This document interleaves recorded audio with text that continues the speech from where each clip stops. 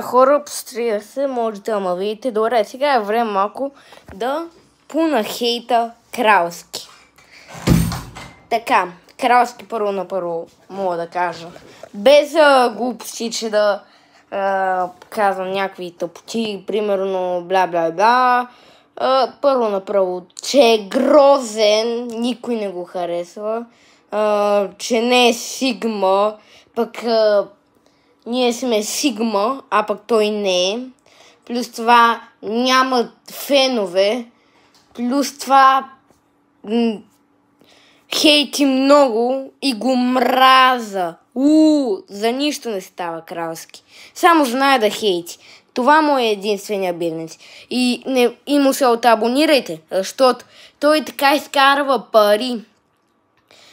И да, той е най-големият хейтър в България, който познавам. Дори в света. Колкото и да го харесвате, аз не го харесвам. Той е много смешен на първо. И мога да кажа, пак ли тоя Мартин Кралски ужасен. Чак въобще не мога да го гледам. Ама за нищо не става. Не знае английски. Плюс това не може да брои, не може да говори български. Само знае да хейти, да говори глупости. Иска абонати, алгоритъм. Алгоритъма да го бута напред. И един път гледах едно видео на него. Пранк войната, където почти уби Парата, но е жив. Паралийски. Ама Йони някакво да кажа.